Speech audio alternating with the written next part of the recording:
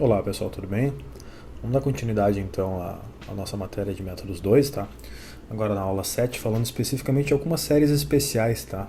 Ainda falando em série de Fourier, tá bom? A aula de hoje, tá? O vídeo de hoje é bem light, tá? É mais pra gente retomar algumas coisas e dizer que existem algumas derivações dessa série de Fourier, tá? A primeira coisa que a gente tem que lembrar aqui é que a gente falou de um conjunto ortogonal de funções e a gente definiu a série de Fourier, né, a mais famosa, a partir da série de Fourier generalizada, usando, né, um conjunto específico de funções que era ortogonal, no caso esse, tá? 1, depois cosseno de 2, de 3 e assim por diante, claro, né? 2, 3, π sobre p vezes x, tá? Assim como os senos também, tá? E a gente viu que a partir daí a gente obtinha a série de Fourier, tá? Com certos coeficientes, tá? Ou seja, os ANs, os BNs e o A0 especificamente, porque o B0 era zero sempre. Tá bem? Então isso a gente viu ser a série de Fourier. Tá? É a mais famosa de todas, disparado, e aquela que mais tem aplicações para controle e obtenção de sinais. Sinais periódicos, obviamente. Tudo bem? Então tá. O que a gente vai ver agora, especificamente? Tá? A gente vai ter que lembrar, vai ter que se perguntar, melhor dizendo, né, o que aconteceria, tá, se a gente estivesse tratando de funções pares ou ímpares, só para começar. Né? A gente vai falar da série de Fourier seno e cosseno especificamente. Né? Então vamos lembrar, uma função par ou uma função ímpar. Bom, o que aconteceria se a gente tivesse que pegar essa função par especificamente e integrar ela, ou melhor, começar a tentar obter os coeficientes dessa função par específica? Então se eu pegar o A0, por exemplo, vamos pegar só o A0, tá? Que eu sei que é diferente de zero, supostamente diferente de zero, tá? Mas se a gente pegar uma função f, tá, que é par, tá, num intervalo de menos p a p, tá, ela vai ser no intervalo simétrico, a gente está vendo que é de menos p a p, tá? O que vai acontecer com essa função par? A gente vai poder se dar conta que ela é duas vezes, tá, o intervalo de 0 a p. Ou seja, é a mesma integral, né? Isso vai valer para todas as funções pares, que a gente bem viu no cálculo, tá? Se a gente pegar o AN, tá, e fazer a mesma situação, tá, ou tentar estudar a mesma situação, algo muito similar vai acontecer. Por quê? Imagine que eu tenho o f de x agora para calcular o AN, só que o AN, ou melhor, o f de x, perdão, está sendo multiplicado por uma função que é cosseno de nπ sobre p vezes x. Só que cosseno também é par. Então você imagina que tem um f de x que é par, vezes uma função, que é o cosseno, que é par também. E o produto de duas funções pares é par. Então o que aconteceu no primeiro coeficiente acontece nesse também. Tá? Por quê? Porque o produto é par. Então a gente vai se dar conta que ao invés de integrar de menos p a p, a gente vai poder integrar de 0 a p. Só que, claro, multiplicando por 2. Tá? Então vai aparecer um 2 e a integração fica de 0 a p. Tá? A gente, na verdade, deixa eu deixar uma coisa bem clara aqui, a gente não precisa se preocupar muito com isso, com função ser par ou ímpar. Se a gente tiver, a partir da série de Fourier, lá, a primeira, lá de cima, calcular, independente do fato de ser par ou ímpar, a gente sempre vai achar os coeficientes. O que eu estou tentando fazer aqui, o que nós devemos fazer aqui, é achar uma situação, ou tentar achar uma situação, que seja um pouco mais rápido. Por exemplo, se eu me dei conta que a função é par, eu já sei que isso aqui acontece. Tá? Pode ser que seja mais fácil calcular assim, com esse 2 multiplicado e ao invés de menos p a p, de 0 a p direto. Tá? Bom, pensando agora especificamente no BN, tá? O que vai acontecer? Eu vou ter f de x vezes seno. Só que acontece o seguinte, seno é uma função ímpar. Tudo bem? E f de x é uma função par. Tá? Só que uma função par vezes uma função ímpar vai me retornar, o produto deles vai ser uma função ímpar. E a gente vai ter que uma função ímpar no intervalo simétrico é zero. Então a gente se dá conta, tá, que o Bn, para esse caso especificamente, é zero. Ou para esse caso não, ou para qualquer caso em que f de x é uma função par. Tá? Então eu vou conseguir estabelecer de uma maneira um pouquinho mais geral os coeficientes, tá, para a função par. Fechou? Acontece que falta estudar também para a função ímpar. Né? Mas tudo bem, vamos lá. O que vai acontecer para a função ímpar? Vai acontecer algo muito similar, só que os outros coeficientes aqui vão ser zero. Pensa comigo. Se no A0 eu colocar f ímpar no intervalo simétrico, ela já vai dar zero. O mesmo vai acontecer com a n. Por quê? Porque no AN eu vou ter f ímpar vezes cosseno, que é par. Vai me dar uma função ímpar. Função ímpar no intervalo simétrico vai ser zero. E agora, no caso de f ser ímpar, o Bn especificamente vai ser, pensa comigo, f de x é uma função ímpar, seno de x é uma função ímpar e o produto de duas funções ímpares é uma função par. E aí eu vou poder escrever, ao invés de menos p a p, vou escrever de 0 a p, só que multiplicado por 2. Tudo bem? Porque daí vai ser simétrico a área dentro desse intervalo simétrico. Então a gente tem aqui, em outras palavras, tá, pessoal, uma espécie de... um resumo, tá? Podemos chamar de um resumo, na verdade, tá? Mas é um espécie de atalho que a gente pode se dar conta que acontece quando a gente tem casos de funções pares ou funções ímpares, tá bom? Então, quer dizer, vou fazer a conta, eu sei que a função que eu estou querendo descobrir, eu me dei conta que esse sinal é um sinal ímpar, já vai direto sabendo que a 0 e a n é 0, tá? Ou me dei conta que esse sinal é um sinal par, já vai sabendo que bn é 0. Tudo bem? E aí a gente pode deixar de uma maneira mais geral, tá? Com as nomenclaturas corretas, né?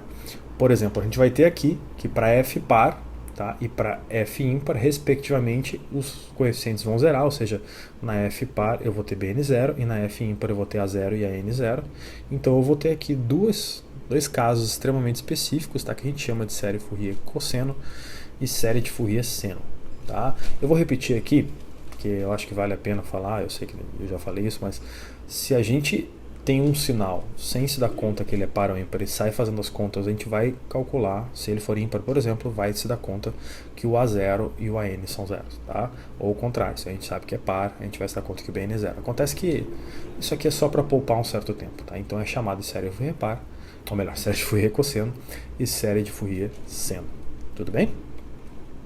Vamos falar um pouquinho da série de Fourier seno especificamente porque, por um único fato, de que o exemplo que nós fizemos na aula passada, se vocês bem lembram, coincidentemente era um exemplo de uma série de Fourier seno, ou de uma série de Fourier em que a f era ímpar, né, porque o nosso sinal, aquela onda quadrada, era ímpar. Então, o que acontece? Vamos pegar o sinal aqui, tá? Menos 1 e 1, respectivamente menos π a 0 e de 0 a π. Tá? Esse é o mesmo exemplo da aula passada. Então, se a gente plota esse sinal periódico, a gente vai ter que ele é ímpar, tá? Entre menos π a π, ele é um sinal que é ímpar. Tudo bem? Claro, ele é periódico, então ele se repete. Então a gente tem o mesmo período, né? A gente tem o período sendo 2π, o p valendo π, então está ali 2π periódica, tá? Então esse aqui é o exemplo especificamente da aula passada, em que a gente viu, só que lá a gente fez as contas, que o A0 dava 0, e que o AN também dava 0, e que o BN dava alguma coisa diferente de 0. A gente não precisaria ter feito as contas do A0 e do AN, porque se a gente se desse conta direto que era uma f ímpar, a gente estaria falando da série de Fourier seno. Por que a série de Fourier seno? Porque só aparece o termo do seno. Fechou, pessoal? Então tá. Vamos só fazer aqui, lembrar de algumas coisas. Como é que a gente calcula isso? Eu vou dar uma dica de como fazer isso para vocês, tá? No Python especificamente, tá bom? Vamos lá então. Bom, aqui no Python eu fiz um código, tá? Relativamente bem simples. Na verdade, esse código aqui, não foi eu que fiz, tá? Eu só adaptei ele. Ele é um código aberto, tá? Vocês podem pegar em várias comunidades, eu peguei no Stack Overflow, mas, enfim, é um código relativamente simples para computar séries de Fourier, tá? A parte boa desse código, tá, é que ele não tem nenhum cálculo para fazer, a gente não precisa fazer o cálculo dos coeficientes primeiro, ele faz para nós. Tá? Ele faz usando uma técnica de integração numérica, que eu não sei se vocês conhecem, mas se não conhecer também não tem problema nenhum. Tá? Então esse código aqui ele usa as bibliotecas NumPy, tá? Matplotlib para plotar, tá? E aqui ele tem o getCmap, que é um mapeamento de cores e de funções também que a gente usa. Tá? Aqui tem alguns comandos, eu vou só explicar para vocês, comandos rapidinhos, né, para dar tamanho da figura, tamanho da fonte, se a gente usa fonte, assim por diante. Aqui vem algo muito específico e muito importante, tá, que a gente vai chamar de dx, que é na verdade o pedacinho do domínio que a gente vai usar, tá? Esse dx igual a 0.001, tá? Que quanto menor ele for, melhor, porque ele vai nos dar a precisão, tá, do método todo. Aqui a gente está chamando o nosso L, né, ou seja, como se fosse o nosso P, tá, que para nós aqui é π, só lembrando que o Python ele chama NP, ou NP, perdão, de NumPy, nem está lá em cima, né, ele vai precisar do NumPy para calcular e ele usa como NP, então np.p, então ele está chamando aqui, está dizendo que o L é o π, tá, e aqui ele está dizendo, né, que o domínio é de menos L a L ou de menos π a π, então ele está dizendo L e o domínio que vai de menos 1 a 1 variando dx, né, só que por multiplicar por L é como se fosse menos L a L. Tá? Então aqui ele faz alguns comandinhos, tá? Bem simples, aqui ele calcula o comprimento do domínio, porque ele vai, né, precisar desse comprimento. Depois ele vai pegar todos os pontos, né, e vai chamar aqui esse nquar, que é só para definir a função aqui que eu chamo de 1 e menos 1 no espaço correto. Tá? E a partir aqui da linha 26, tá, ele começa a plotar. Tá? Ele não precisa copiar esse código vai estar no comentário do vídeo, tá, pessoal? Só estou aqui dando um exemplo. Então aqui, essa parte a partir da linha de 26, tá, é onde eu começo a plotar as funções ou as séries de Fourier. Tá? Então o que acontece? Eu chamei aqui fig, tá, para dar para ele colocar tudo na mesma figura, eu chamo o plt subplot para ele colocar mais de um gráfico por figura. Tá? Então aqui ele está plotando aqui o que a gente vai chamar de domínio pela função, linhas com uma certa cor, tá? Que está dentro daquele pacote CMap, tá bom? Aqui em si começa a brincadeira, tá? Então ele vai colocar série de Fourier, eu dei um nome aqui, não precisava ter colocado nome, né? Eu chamei de onda quadrada, porque é o que me parece, uma onda quadrada, tá? Esse aqui, tab 10, só para dar um estilo, né? Que está dentro do pacote. Aqui também chamar o estilo da sequência de cores corretas, tá? Não tem nada demais até aqui. E aqui, a partir da linha 35, é a parte mais importante, tá? Porque aqui ele vai calcular cada um dos coeficientes, né? Então o que acontece? Ele faz assim, ó, o A0. O que é o A0? O A0 é a integral de f, né, naquele domínio. Então ele vai fazer aqui, ó, o somatório, tá? Por isso a integração numérica, para o intervalo dx. Tá? Então tem um sum dx, tá? Então somatório, a integral é um somatório, né, pessoal? Quando vocês virem cálculo, a definição era essa. Então ele vai pegar a função f que nós temos, tá?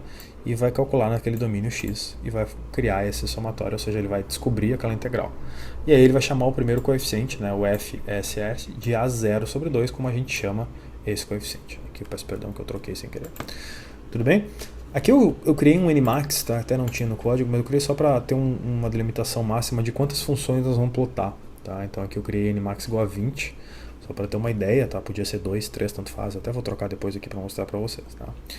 E aqui é a parte mais legal, que é o cálculo dos coeficientes, né? Para depois poder juntar eles. Então o que a gente faz? A gente pega o cálculo do coeficiente A, coeficiente B, ou os A's, N's e BN's, né? A gente cria os valores iguais a 0, né? Ou seja, 20 deles, que nós vamos precisar de 20 caras. E aí aqui a gente vai calcular, né, vai fazer um for para calcular do primeiro até o último. Então a gente vai ter uma função que é a própria função f, depois a gente vai ter a série de Fourier com um termo, depois com 2 termos, com 3 termos, até a com 20 termos. Tá? E aqui sim, de fato, começa, né, a calcular os coeficientes, porque daí eu vou ter, por exemplo, aqui um AK. Tá? Eu chamo de K, poderia ter sido N, mas como eu usei N para outra coisa antes, eu chamei de K. Tá? Então aqui, somatório de novo, porque é uma integral, né? Aqui, f, que é a nossa função, como sempre, vezes o cosseno, tá? De nπ, tá? E aqui ele vai calcular todos os caras, né, naquele domínio, e tem que ter sempre um dx no final. Então ele vai fazendo a integração numérica daquilo, tá? Mesma coisa com o bk, só que o bk muda que é seno, tá? Então eu tenho o a que é cosseno, o b que é seno, tá? E aqui por fim a fórmula, né? Então o que ele vai fazer aqui, ó? FS. Então essa série de Fourier, ou Fourier Series, como ele chama, né, a função da série de Fourier, é nada mais nada menos do que o FS, que era o primeiro termo lá, da linha 36, tá? Mais todos os caras que ele somou anteriormente dentro desse for, ou seja, os 20 para cada um dos caras. Então todos os ANs e os BNs. Tudo bem? Claro, já multiplicados aqui por, respectivamente, por cosseno num e por seno no outro. Feito? E aí ele vai plotar cada um dos caras. Então ele vai plotar, como eu falei, para 1, para 2, para 3, para todos eles, por causa deste for aqui que vai até Nmax, que é 20. Então, portanto, ele vai plotar 20 desses caras. Vamos dar um play aqui e ver o que acontece. E a gente vai ter o resultado. Tá aí. Tá? Então a gente vai ter o resultado daquela onda quadrada. Claro, eu pedi para plotar só no primeiro intervalo, que é de menos π a π, né? Então aqui está mais ou menos de menos 3.14 aqui, ó, como vocês podem ver, até esse ponto aqui, que é mais 3.14, ou seja, né, o próprio π. Então aqui a gente vê direitinho a onda quadrada, a gente vê direitinho a primeira das funções, que é pura e simplesmente um seno, tá? E depois a gente começa a ver mais composições, tá? Que nem aquele último gráfico animado que eu mostrei na aula passada. Tá? A diferença é que aqui não está animado, mas é a mesma coisa. Tudo bem, pessoal? Vamos supor que eu queira plotar menos agora, eu quero plotar, sei lá, 2, 3, sei lá, vamos botar aqui no Nmax, eu vou trocar para 4, por exemplo. Tá? Então aqui ele vai me dar menos funções. Tá? Ele vai me dar uma coisa um pouquinho mais aproximada. Tá? Ou melhor, menos aproximada. E por aí vai. Tudo bem? Então aqui se eu colocar mais, e assim por diante, vou colocar 10 só para ter uma noção um pouquinho melhor, tá? Ele vai plotar. Vai dar um pouco menos porque ele conta a primeira como sendo a F, né, o A0, depois ele começa a contar o primeiro coeficiente, e depois ele começa, então dá sempre 2 a menos na verdade. Fechou? Posso plotar 30, não sei se eu não vou quebrar a minha memória aqui, mas vamos lá. Posso plotar 30 para ter uma noção, tá? Isso teoricamente começa a demorar para ter uma cara de onda quadrada, né? Ó, aqui já está um pouco mais poluído o gráfico porque já tem 30 funções aqui, ou melhor 28 especificamente, né? Funções aqui acumuladas, tá? Mas estão se aproximando dessa onda quadrada que eu falei. Tudo bem, pessoal? Legal, né? Então aqui vocês podem trocar as funções, e o mais legal disso é que a gente não precisou calcular os coeficientes, tá? Eu só coloquei a f, porque o que interessa para nós é a f, tudo bem? Então tá, voltando para a aula. Então tá, feito isso, calculado esses coeficientes, calculada essa série de Fourier, vamos para o que tem mais aqui. Seguindo, pode ser, tá, que a gente tenha outras séries de Fourier, tá? Como por exemplo, algumas funções ou séries de Fourier obtidas, né, com conjuntos ortogonais diferentes, né? Na verdade, a série de Fourier seno e a série de Fourier cosseno, elas foram obtidas com o mesmo conjunto ortogonal. A grande diferença é que ela tratava de calcular sinais pares ou ímpares, né? Agora eu vou para uma outra situação, eu vou trocar o conjunto de funções ortogonais, tudo bem? Então, se eu pensar em outros conjuntos de funções ortogonais, ou outros conjuntos ortogonais, provavelmente ditos, tá? A gente pode pensar, por exemplo, no conjunto das funções de Bessel. Tá? Esse aqui é bem mais complicado. Então, lembrando que a função de Bessel tem uma ordem, tá? Ordem n, né? Ou m, ou enfim, tanto faz, ordem 0, 1, 2, a gente viu isso no capítulo de funções especiais. Lembrando que aqui eu estou colocando um lambda i vezes x no argumento, lembrando que esse lambda i, tá? É a iésima raiz da função de Bessel de ordem n, então eu só quero que entendam nesse primeiro momento que o n é diferente do i, tudo bem? E aqui a gente tem um conjunto ortogonal, tá? Que vai ser um conjunto ortogonal no intervalo de 0 a b, tá? Com relação à função peso x. Tá? O que eu estou querendo dizer aqui é que isso é específico para essa relação. E guardem isso, porque a gente vai usar isso lá em EDP daqui a algumas 3, 4 aulas. Tá?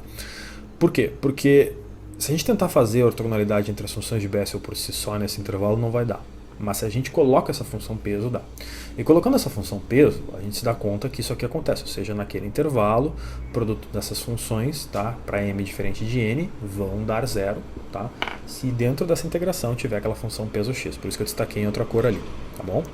Feito isso, sabendo que isso dá zero, a gente pode tentar fazer as mesmas condições e deduções que a gente fez para a série de Fourier com o conjunto ortogonal de funções trigonométricas, tá?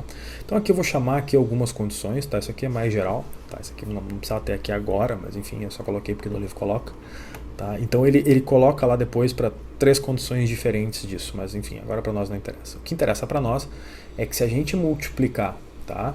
Ou tentar deduzir da mesma forma que foi deduzido, tá, a série de Fourier com o conjunto trigonométrico de senos e cossenos, a gente vai se dar conta que a gente vai obter secas, tá, coeficientes secas dessa maneira, tá, assim como a gente vai saber que essa função que nós queremos, né, vai ser secas, ou seja, secas que eu vou descobrir multiplicando por jn e integrando de 0 a b, tá, e aí eu vou ter vezes o jn de lambda vezes x, tá? Aqui eu estou trocando para cá só para não confundir, para ficar muito índice, tá? Então essa aqui é uma série de Fourier, tá? Chamada série de Fourier-Bessel. Tá? Ela é uma série de Fourier cujo as condições, ou melhor, as funções, perdão, do conjunto ortogonal não são mais senos e cossenos, mas sim as funções de Bessel, e os coeficientes são obtidos de uma maneira diferente, são esses CK que estão no lado esquerdo embaixo, tá?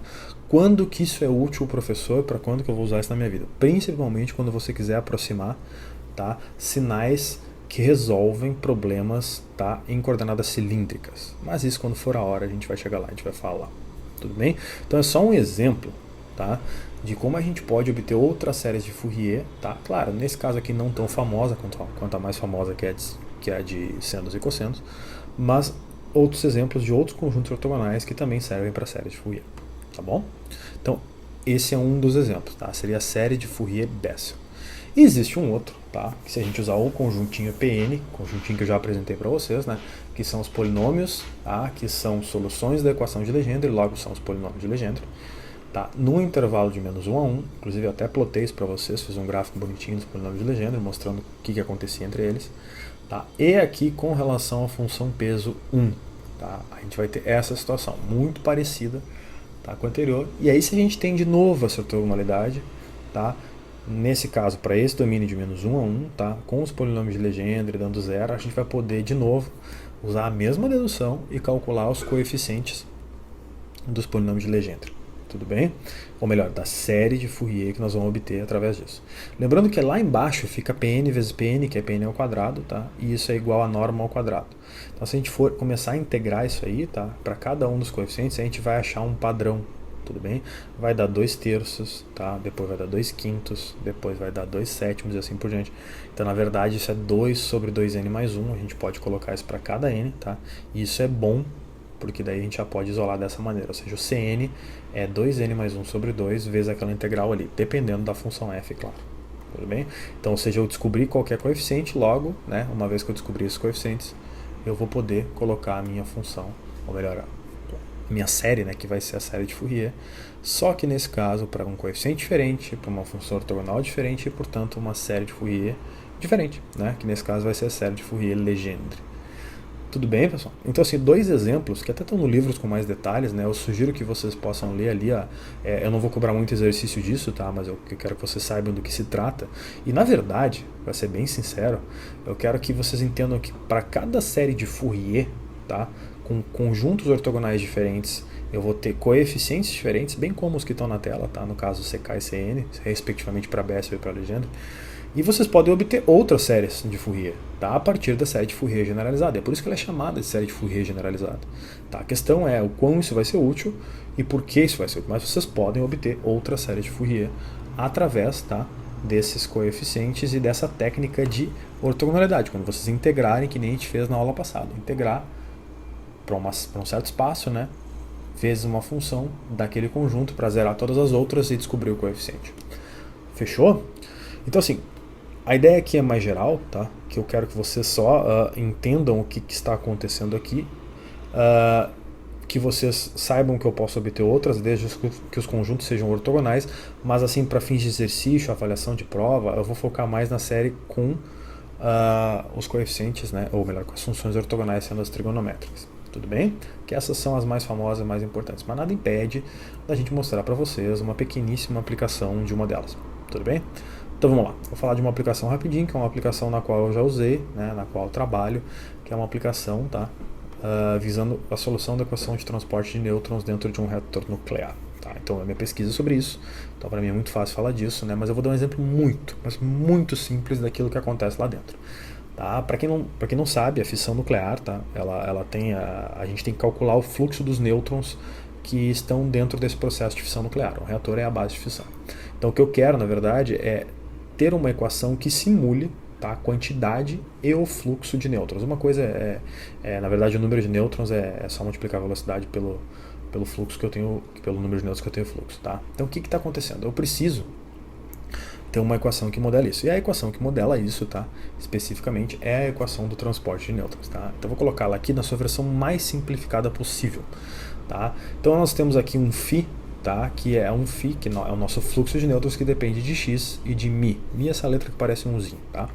O que é o x? X é a posição, obviamente, e μ é as direções para as quais esses nêutrons estão se espalhando dentro de um reator nuclear. Então aqui nós temos uma equação, que é a equação de transporte, tá? Vocês vão ver que tem o termo μ vezes a derivada do fluxo em relação a x, tá? Mais sigma. O que é sigma? Sigma é um coeficiente, tá? Um número que a gente chama de seção de choque total, que envolve, tá, somas e subtrações de seções de choque de absorção do nêutron, de fissão do nêutron, mas para nós nesse dado momento ele é um número, tá? Vezes o fluxo, igual a sigma, novamente ele, tá, sobre 2, vezes uma integral de menos 1 a 1 de um termo c que depende de μ e μ', tá? O que é o c, o que é o μ, o que é o μ', tá? μ são as direções. Então essas direções, elas vão ser, imagina um nêutron no espaço que pode girar 360 graus. Então ele vai passar, né, em várias direções dependendo do número de graus dele. Então esse μ é chamado de cosseno das direções. Então μ igual a cosseno θ, onde θ é o ângulo que essas direções fazem. Então esse μ vai variar de menos 1 a 1. Por isso que essa integração é de menos 1 a 1. Então nós estamos compondo todas as direções, né? E esse c, tá, é um termo muito complicado, um termo chamado de termo anisotrópico, tá? Que é o termo que vai dizer, olha, existem diversas direções para as quais os nêutrons estão se espalhando, tá? E aí, claro, né, vezes o fluxo, porque se ele se espalha em uma direção, tem que ser vezes aquele fluxo. E depois é o dμ por fim, né? É só para dizer que eu estou integrando nas direções e não na posição. Então essa equação, tá, propriamente, é a equação do transporte, no caso mais simples. Eu não estou colocando fonte nesse momento, eu não estou colocando dependência no tempo, coisas que existem e são um pouquinho mais difíceis, tá? Mas tudo bem, aqui não. Eu só quero dar um exemplo de como a gente pode aplicar a série de Fourier-Legendre, o que na nossa área a gente também chama de expansão por polinômio de Legendre. É a mesma coisa, tá? Então o que acontece? Você vai imaginar que...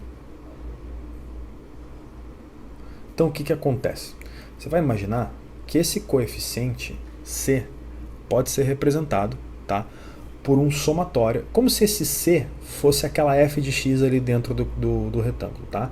Então eu vou trocar ele pela série de Fourier-Legendre, onde os coeficientes eu sei calcular e os polinômios P são os polinômios de Legendre. Tudo bem?